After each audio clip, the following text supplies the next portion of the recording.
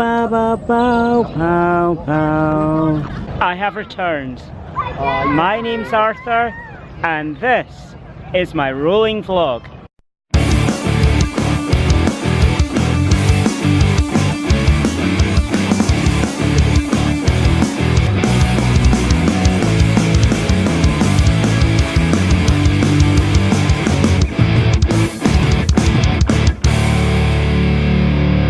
So I've now returned to Jurassic Kingdom, but this time it's at Lauriston Castle, and already it's kind of looking a bit different. I don't know if it's as big as the one I saw in Glasgow. You can remember that was my very first vlog, was Jurassic Kingdom in Glasgow. Here's a dig your own dinosaur bones area. Remember I was telling you about this if you watched my first vlog, and this was the VR experience I was telling you about, which I'll do later on in my vlog. And then here you've got a Stegosaurus, and then you've got one coming out of an egg. So while I'm going around here, I can't help it, but I will be comparing this to the Glasgow one and seeing how different it is. And already I've noticed a huge difference.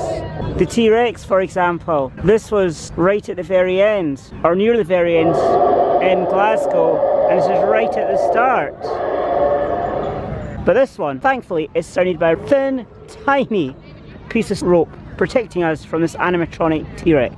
So we're safe, won't we? That dinosaur, that's what we're talking about. And I have noticed there's nothing protecting us from this Velociraptor, which is probably a bit more dangerous than this T-Rex over there. There's one here, and then there's one over here. This whole event has been plagued by really bad weather. So if you come here, expect the ground to be really muddy. Got a Triceratops animatronic behind this tree here. It's a bit more impressive than the Triceratops animatronic in Glasgow. Are you still getting eaten by those raptors? Bro, you're a bit hardcore. If you're still getting eaten by those raptors. But wait a minute. Oh no. I was lucky the last time, but I'm getting here. The first thing I should comment is that the ground is very muddy, and also this path is very steep. So if you're in a manual wheelchair, you may struggle to get up this path. But I should be okay because I use a power wheelchair. So if you are a wheelchair user and you use a manual wheelchair, you may struggle to get round here. Up the path we find this Brachiosaurus. As Justin Scard would say, would you look at the size of it? It's huge. This dinosaur here is the Carnosaurus, and the name means meat-eating bull. It came from the Chubut. Would you stop interrupting me? Oh, every time I come to this place, these interrupt me. It's from the Chubut province of Argentina. Its height was 3 meters. It weighed 2,000 kilograms, and its length was 7 meters. It came from the late Cretaceous period, which was 72 to 70 million years ago. And it's the only known theropod with a pair of horns positioned towards the top of his skull. That's amazing. Okay, I'm just going to be blunt here. You can't help the weather, but the ground is really muddy, and they could have done something to stop it from being so muddy, like putting gravel down, because this is redonkulous. It's really bad. The good news is, beside the Triceratops here, we have a proper path.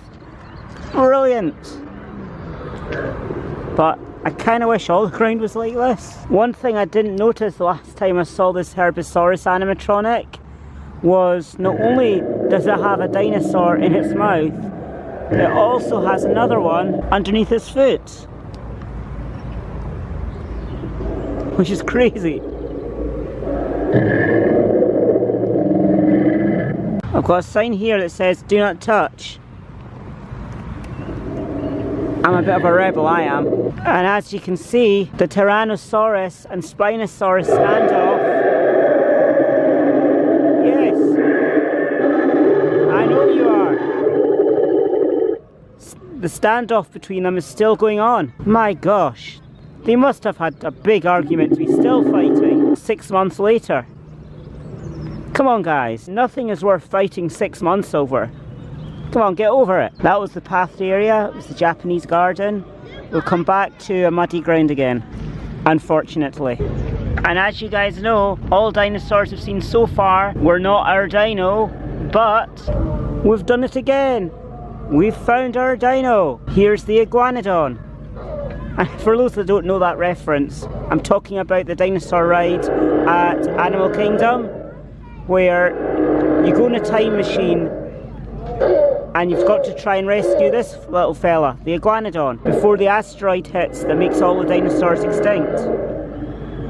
As I said, if you're a wheelchair user, the first challenge you'll come across here is there's some steps. The first challenge is trying to get down here, so we have to go around the side.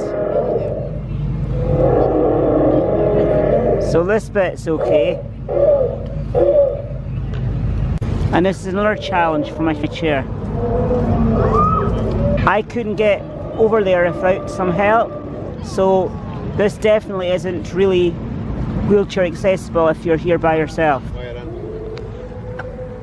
So last time I was at one of this event, this dinosaur wasn't here, so this is a nice addition. So let's see if there's anything more that's new about this version of Jurassic Kingdom compared to Glasgow.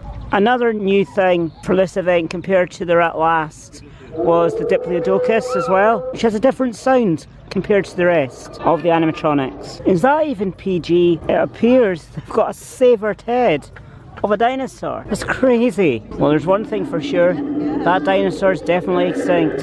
Another thing which I don't think is really good is they've got exposed wires. Ella?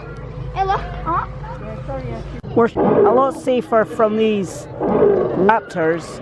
Not only do we have the tiny thin piece of rope, but there's a roofless cage with bent metal. That's going to protect us. We'll be fine. We'll be fine from the raptors. We'll be fine. Over here we've got the we've got dinosaur. Its name means new crested lizard, and it was from Alberta, Canada, New Mexico and Utah, and its height was oh my gosh, all these dinosaurs are interrupting me. Will you stop it? Its height was 4.5 meters, it weighed 2,600 kilograms, its length was 12 meters, and it was from the late Cretaceous period, which was 76 to 75 million years ago. It was said that the Parasaurolophus was the absurd skull crest, and it produced a trumpet-like sound similar to elephants for communication and as a warning signal. I'm pleased to see that the pathway has returned to concrete, which is good. No more mud, hopefully. My thoughts have been pretty mixed so far of this event. Yes, it's an amazing event, which I'm sure you'll enjoy, but as I said, be prepared because it will be very, very muddy if you try and come here. I'm now heading over to the VR experience to see what that is like, and hopefully there will be a screen so you guys can see what I'm seeing through the ride. So if there is, I'll be able to show you what I'm actually seeing through my VR headset.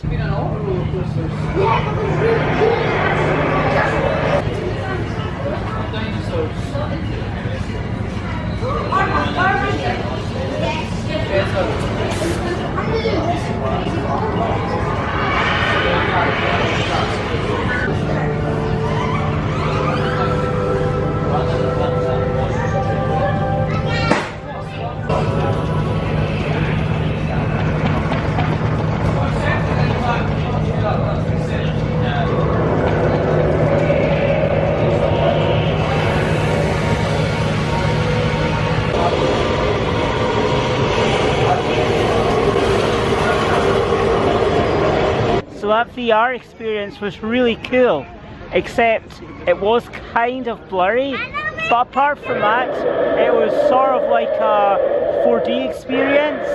So not only was there the VR bit, but my vehicle moved, and also I could feel things getting blown in the back of my head, which made it really fun. It was a bit disappointing how it was so muddy, and obviously I felt it was kind of a bit unsafe. So if you're a parent with small children, or like a parent like a baby in a buggy, or if you're a wheelchair user, I'd recommend that you avoid this attraction because it's so muddy. Apart from there being all the mud, I still enjoyed myself. I've got many more adventures to come, but for now, it's time for me to roll on to my next adventure.